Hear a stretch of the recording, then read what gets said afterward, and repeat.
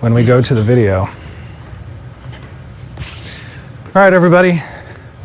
Can everyone hear us? Can you hear all of us? Can you hear us out there in the interland? In the interwebs. Hello. Hello. Okay, there we go. We can hear. Very good. Awesome. Well. Great. And we're back.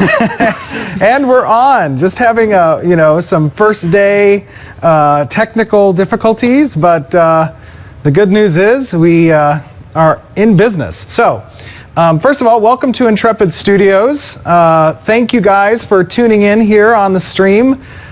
We are absolutely just can't even believe thrilled that this Kickstarter is doing as well as it is. I mean, the outpouring of support from you guys has been unbelievable.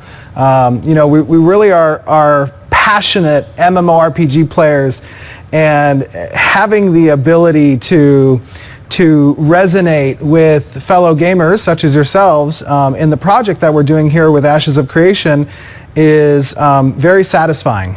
We've been working on this project now for what? 1.5. 14, 15 months? Yep. Yeah, 14, 15 months almost. We've put our heart and soul into this project, and we're getting places very fast. We're looking to have, I believe we're having our Friends and Family Alpha, and our weekly drawing Alpha will be at the end of this year. Mm-hmm. We are getting a lot of stuff ready for this month to show you guys some new systems that you actually haven't even heard of yet. One of which I know many of you are wondering about is the monster token system. Mm-hmm. Yep. We're going to be answering some questions today from the stream chat. So, anything you guys have on your mind, questions that you have, feel free to ask us when we get to that segment. But before we get started and showing some things, we're actually going to play our Kickstarter video. We had a fun time filming it, and none of it, funny fact, little tidbit of information, none of it was scripted, actually. The entire video was off the cuff. So, we queued topics, and we, myself, Jeff, Peter, we just went talking about those topics. So, we're going to go ahead and cue to that video now, and then when we come back, we'll answer some questions. Oh, can everybody still hear us? We good? Good for sound. Good for sound, yes? Testing, 1, 2. All right, good. Okay. You guys can hear us. All right. Okay, so that was our Kickstarter video. We gave a pretty thorough synopsis, I guess, of Ashes of Creation and what our overview of the core pillars of our design were.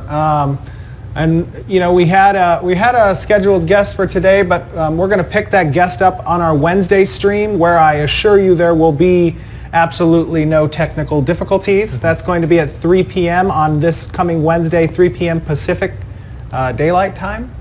And right now we're going to field some questions from you guys on the stream. If you have questions about some of the things you saw in that video or about the Kickstarter itself, myself and Peter and Jennifer are here to answer some of these questions. We definitely want to reiterate just how grateful we are and how psyched we are to have you with us. Mm-hmm. Absolutely. We are just in awe. We're in awe of the positive support and feedback that we've gotten from all of you. It is truly amazing. Truly amazing. Jennifer, give us our first question that you saw in chat. Extra Salsa asked, what will the Phoenix Aura look like from the Kickstarter package? Ooh, that's a good question. Okay, so the Phoenix Aura in the game is going to be a particle effect that surrounds your character in kind of like a glowy fashion. Right. Kind of like a glowy, fiery. Right. Yeah, a little bit of a fire aura that will make your character stand out from other players in the game, really, for the most part. Yeah. And it'll be toggleable. You can turn it on and off. Right. We don't want the particle effects to clog up everybody's screen all the time. Right. Absolutely. So. Yeah, that's for sure. But it represents your spirit's connection with one of the primary avatars of of one of the gods in the lore of the game, and it represents that you're a kindred spirit with that god, I guess. It's a good question. Great question. What's our next question? Next question is, what will the currency be like in the game? And this is from Fierpin. What will the currency be like? So one of the interesting things that I always thought of whenever I played MMORPGs was that I could go out in the wild and I could kill a wolf, or I could kill a bear or some type of monster, and it would drop gold, or it would drop items. And I just thought that it was kind of a disconnect between the immersion that I experienced in the game and what just made sense, sort of. I mean, I don't know. No, yeah, I mean, I understand that feeling as well. I think that, we're going to have a single currency. I'm not sure how deep this person wants, if they're asking specifically the name of the currency, but we're gonna have a single currency. Trade is going to be a huge aspect of our game. Buying and selling goods is going to be a huge aspect of our game. Yeah. Receiving currency for doing certain actions is a huge aspect of our game. So the economy is definitely something that is in the very forefront of our minds. And one of the most important aspects of the economy is that we, as you saw in the video, we've regionalized our marketplaces and warehouses so that that trading in the economy is very important for local markets. And currency in the game is going to have greater purchasing power based on the local market you're a part of. Right? Because of the supply and demand that exists in the game and for certain resources and gatherables. Right. We really want, we want distance to matter. We want the regions themselves to matter. So what you're selling in town A is going to be worth, much different value in town B, town C, etc. So instead of the typical global auction house where, okay, this iron bar is worth X, we want that to be worth different things depending on where the iron is, how hard it is to get the iron, where you currently are, those types of things. Yeah. All right. Good question. Great question. Really important question. When will the Sandals DLC be available? Oh my gosh. All right. So I'm sure many of you on this stream are currently on our official Discord. If you're not on our official Discord, it is discord.gg/Ashes of Creation. And a very popular meme on there at this moment in time is about my sandals.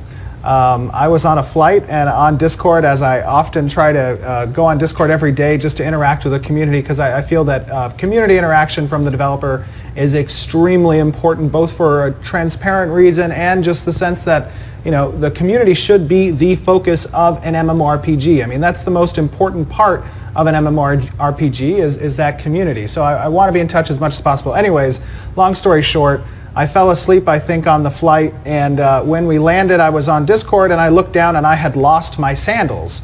So I let the Discord know that I lost my sandals, and ever since then, it's been a little bit of a meme about my sandals. They may make an appearance in the game as a very powerful end game loot from some type of world boss. I don't know what world boss is going to wear those sandals. We'll figure it out. Well, yeah, maybe it's just a part of a dragon horde. Who knows? All right.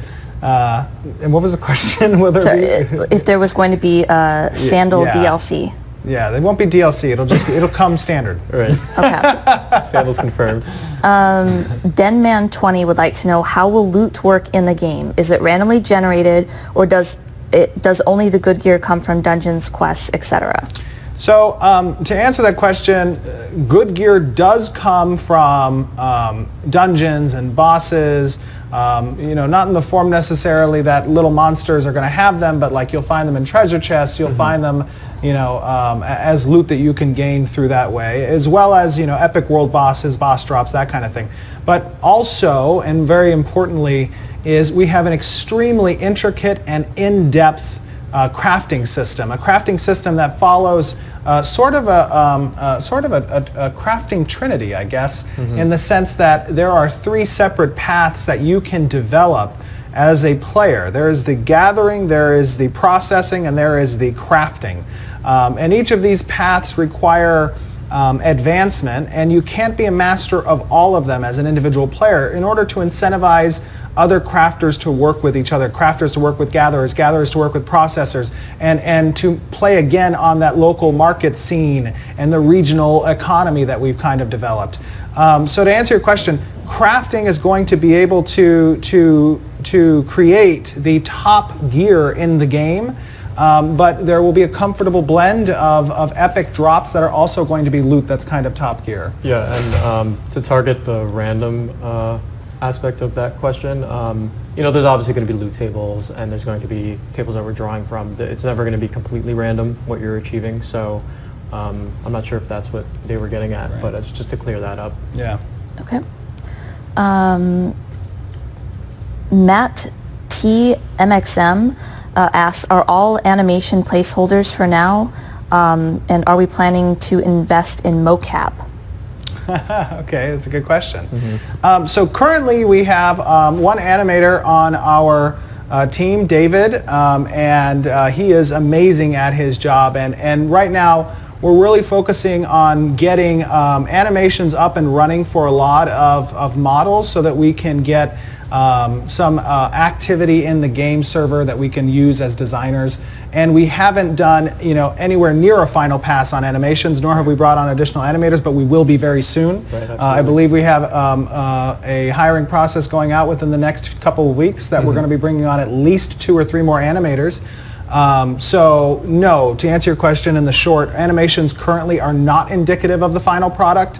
We are still in a pre-alpha state. We're not in alpha yet. And you can expect that these animations you're seeing are very unpolished and not representative of what they will be when launch comes, or even when alpha comes and beta comes. Okay. Onavan asks, what was your first MMO, Stephen? Oh, wow. Let's see. I am 31 years old, and hey, you're getting close to 31. Let's calm down there. And my first MMORPG was actually, and I know a lot of people play around on the internet with this, but it was the first graphical MMORPG. If you look it up, it was the first MMORPG in a graphical way. It was called Neverwinter Nights. It was the first Neverwinter Nights that was on AOL. And this was back in 1992 when I was 7 years old. I was playing on a old gateway that was using Windows operating system 3.1. You had to pay $6 by the hour to play this game because it was through an ISP, AOL. And let's just say, like me at 7 years old, I really didn't have any understanding of what money was, so to speak, or that you could, the internet's cost money. And at the end of that month, my first addiction to Neverwinter, let's just say I did not have a very fun conversation with my mother for that bill. But no, that was my first MMORPG, and I think at that point I really kind of got hooked on the whole aspect of what it was to be a part of a community, I guess. I mean, it's hard to understand that at 7 years old, but you were just flooded with these chats that were like these other people, and I didn't know. The only people I knew were in my grade school. Yeah. But yeah, no, it was definitely an interesting game. Okay, next question. Amateur Master asks, how will PvP be like? PvP. So, okay, that's a big question. That's a huge question. I think that it's important to note that when making an MMORPG, and having played MMORPGs for such a long time, there needs to be a comfortable balance, a comfortable blend between PvP and PvE. I mean, without an environment that means something, without an environment that takes commitment and growth and effort on part of the player base, you're not really going to have much satisfaction when it comes to PvP and how PvP can catalyze change in the world. So we really took an approach of how can we make PvP meaningful and catalyze change that players will see based on events that may happen either organically or even structured events. So PvP in Ashes of Creation revolves around a few systems. First and foremost, it revolves around a flagging system, and flagging systems aren't something that's new. Flagging systems have existed back since, back in the late 90s. We've taken a little bit of a different approach to the flagging system. However, in in regards to what type of penalties people take for murdering others. We don't want to incentivize murder. We don't want this to be a gank box, a murder box, whatever. We really want it to be PvP that's going to be incentivizing players to fight back and defend themselves if they're out in the open world. But more importantly, we have more organized PvP, both in an organic sense and in a structured sense, through our castle system, which castles are kind of like the pinnacle of guild achievements in the game. They exert control over the regions that they exist in and over the nodes that the castles have purview over. There is also a siege mechanic related to our node system, and that kind of allows for the players to institute change among nodes, because the way that nodes develop, they lock out other nodes as they're progressing in stages. And we don't want that lockout to be permanent. We want it to be up to the players to determine whether or not civilization should take a new direction. And sieging nodes is a way that can be done. We have our caravan system, which, again, talking about regionalized marketplaces and economies, the caravans are how we transit goods from those regional places to other places in order to process the goods or sell them in those local markets. And caravans carry with them a static proximity grounds around the caravan, which prompts a player within range to either participate as a defender of that caravan or as a bandit of that caravan, or just not participate at all. It's up to the player. And then lastly, we have guild wars between factions, between guilds that may have some player-driven political issues. You know, we really want the meaning from PvP to be something that's developed by the players. Right, absolutely. We want them to have to earn something, and we try to make it in such a way where, you know, most players who play MMOs are somewhere in the middle, right? You're a little bit PvP, a little bit PvE, but we went into this realizing that they're also two very distinct populations. Some people, you know, go on the left or right, so to speak, in the situation. And we wanted it to be a loop where PvE is helping PvE and vice versa through the node system and all of the intricacies that are going into that, such as caravans, you know, such as fortresses, for guilds, such as guild wars. Yeah. So we really tried to make that an adequate feedback loop for even if you only do PvE or only do PvP, you are actually affecting and earning throughout with the server, you know, as it grows. Great question. It's a very big topic that we can't fit into one Q&A necessarily. What else we got? All right, my name is Jack asks, will you be able to, if you wanted, to just craft items in the game? Like, you don't need to fight monsters, you just want to be there for the events and crafting. So a lot of the progression in the crafting class, which is called your artisan class, isn't necessarily locked behind your adventuring class level. However, there will be certain achievements and or tasks that are given to you in the crafting system that may require you to be a certain level in order to... And there will definitely be, you know, if you're, let's say for example, you're going out and we keep using iron, so I'll just use iron again. But, you know, let's say there's iron out there and it's near, you know, monsters, that there is a spawn nearby. You know, they're not all necessarily going to be super safe areas, but we're also trying to make it so that you can do this class, do the artisan tree, mine ore, and, you know, have a functioning economy yourself to be able to move yourself up without having to necessarily dig into areas that you don't enjoy. We really want to make the solo experience personalized to what they want to do. 100%. Yeah, that's true. So to answer your question in short, you absolutely can minimize your involvement in both PvP and or even combat in general, I guess, so to speak, and still advance significantly in the crafting class, the artisan class. But I think to fully reach your potential in that regard, you're going to actually have to get involved in some of the more combat-oriented aspects of the game, not necessarily on a PvP basis, but at least versus nature. That's probably going to require some involvement on your end. Next question. Yes. Can we have the beautiful beard man, nameth Bacon, say hi to everybody on the stream? Oh, Bacon, they want you to wave. Want me to duck? Bacon, we got Bacon. I can't really tell which way I'm going. That's Michael Bacon. He's a senior artist here at Intrepid Studios and a generalist. He has a wide variety of talents, not just restricted to art, although he is a true master when it comes to anything art related. But the Baconator is definitely big dog here in the studios. Okay, awesome. Next question, will seasons affect gameplay and or events? Seasons will absolutely play a role in both gameplay and certain events. And I think Jeffrey Bard, who's our lead designer, he spoke a little bit about in one of our seasons blogs how seasons will impact your environment, how they may close off certain dungeons or open up certain paths that were previously closed to the people. They're going to affect crop rotations. They're going to affect what NPCs are available, what monsters spawn, the visuals of those monsters. We want immersion in our game to be a fully faceted mechanic where you can enter in and you'll feel so many aspects of the world, including seasons and how it affects your time in the game.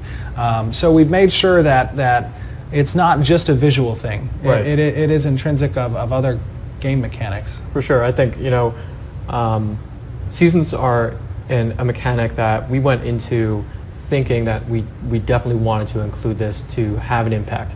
And to answer that question, I suppose, in a concise way, it's going to have an impact. We just need to do testing to essentially say how impactful it's going to be, which degree are we going to end up with. But that's something that we'll definitely be keeping everybody updated on throughout the process. Very true, very true.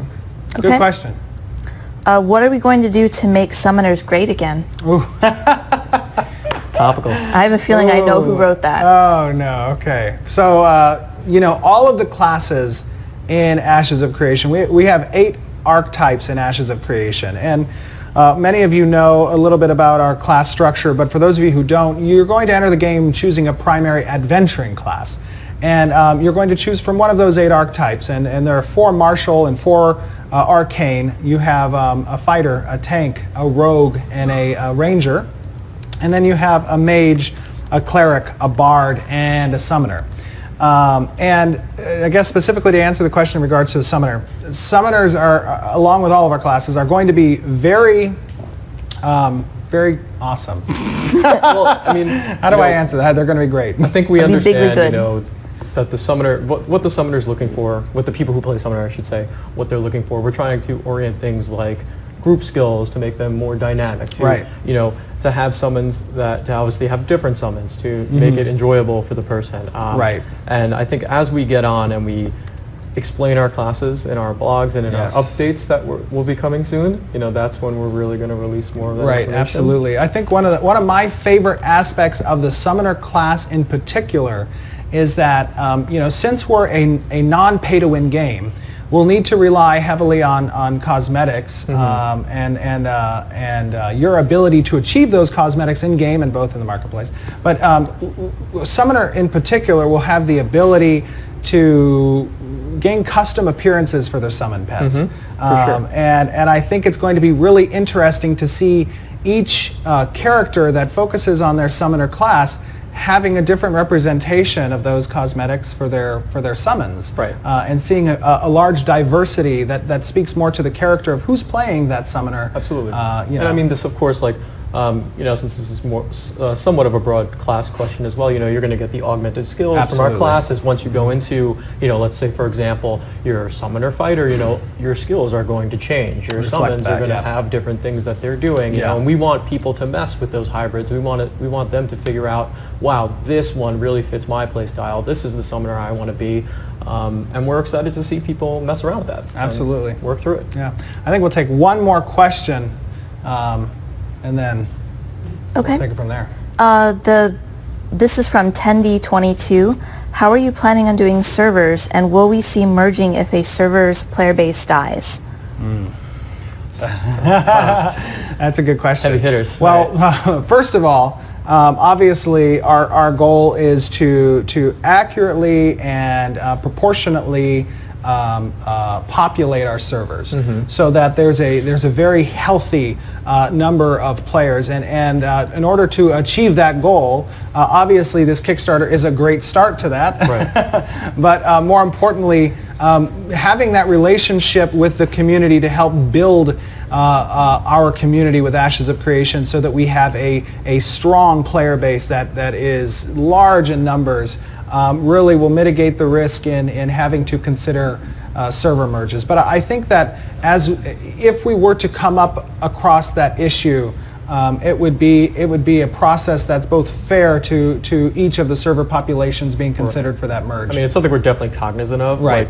Like, it's not on the back burner. Like, we are always thinking of that in relation to how to move forward. And I think, first step, we're mentioning servers, plural, so Yes. we're not thinking a world server, to make sure that's not in the thought process there. Right, multiple servers, we're thinking a very healthy number for the concurrent server usage. Yeah.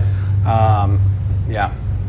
All right, well, I hope you guys have enjoyed this Q&A, and we're going to be doing Q&As like this 3 times a week on Mondays, Wednesdays, and Fridays at 3 p.m. Pacific time.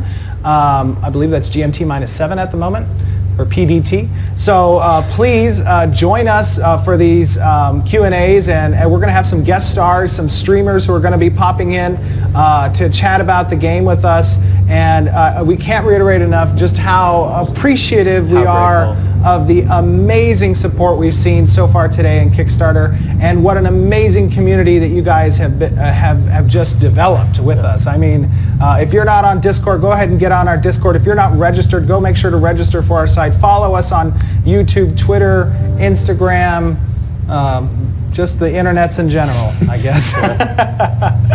But anyways, thank you guys. We appreciate it. We love you guys. Thank you. We'll see you on Wednesday. Yep, see you soon.